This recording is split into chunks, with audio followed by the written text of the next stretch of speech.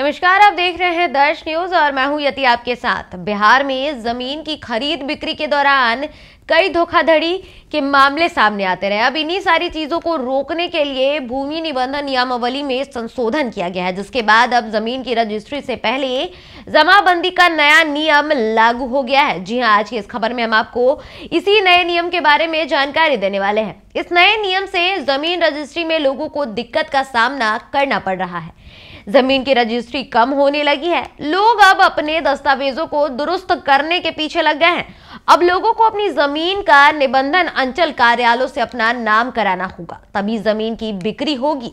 वैसे तो कई सरकारी योजनाओं का लाभ वंशावली के आधार पर मिल जाया करता था, लेकिन अब पुश्तैनी जमीनें यानी कि आपके पूर्वजों की जमीनें, पुश्तैनी भूमि की रजिस्ट्री के लिए बंटवारा जरूरी हो गया है। जी हां, बता दें कि यदि आपके पास किसी भी पूर्वजों की जमीन थी तो अब उसमें बंटवारे के बाद ही आप इसे बेच सकेंगे या फिर खरीद सकेंगे। लोग तभी जमीन बेच पाएंगे जब उनके नाम जमाबंदी यानी कि दाखिल खारिज होगी। पुश्तैनी भूमि बेचने से पहले पारिवारिक बंटवारा करना अनिवार्य हो गया है। जमीन की दाखिल खारिज करनी पड़ेगी।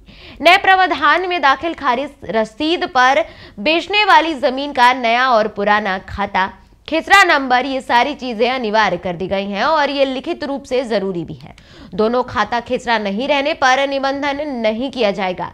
इसके वास्ते निबंधन विभाग ने अपने ऑफिशियल सिस्टम में बदलाव कर दिया है। जमीन की खरीद बिक्री के लिए जैसे ही सिस्टम में इसे लोड किया जाएगा, कंप्यूटर सबसे पहले दाखिल खारिज का नंबर मांगेगा। निबंधन दस्तावेज में अपनी संपत्ति की जमाबंदी संख्या और जमाबंदी जिल्द संख्या और जमाबंदी पुष्टि संख्या की जानकारी आपको देनी होगी। 3 पीढ़ियों से जमाबंदी नहीं होने की स्थिति में पहले वंशावली बनाए जाएंगे, फिर इसी आधार पर पारिवारिक बंटवारे आप कर लें, इसके बाद ही आप जमीन बेच पाएंगे। बता दें कि पारिवारिक बंटवारे के बाद जमीन का दाखिल खारिज आप जरूर करवाएं। रजिस्ट्री 2 की जो स्थिति है, खासकर रजिस्ट्री के पुराने मामलों को सतत प्रक्रिया के तहत इसे पूरी तरह दुरुस्त करने की कवायद जारी कर दी गई है। वहीं नए रजिस्ट्री के मामले में जो स्थिति है वो कमोबेश ठीक है।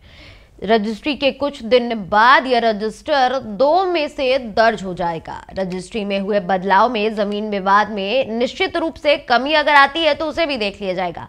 यदि आपके पास पुश्तैनी जमीन के आपसी बंटवारे के बाद जिसके हिस्से में जो जमीन आएगी उसमें जो नाम में म्यूटेशन कराना होगा, तभी वे जमीन बेच सकेंगे। जी हां, बता दें कि यदि आपने पुश्तैनी जमीन ली भी है और आपके नाम में अगर है भी जमीन, आपके बंटवारे के हिस्से में अगर वाया है और अगर आपने म्यूटेशन उसका नहीं करवाया है तो आप वो जमीन नहीं बेच सकते और आप उस पर हकदारी नहीं जमा सकते।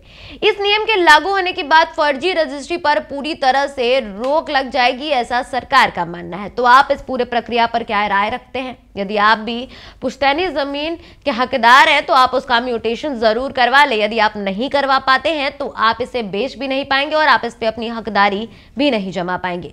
फिलहाल इस खबर में इतना ही। दर्श न्यूज पर खबरों का सिलसिला जारी है। आप देखते रहें दर्श न्यूज। धन्यवाद।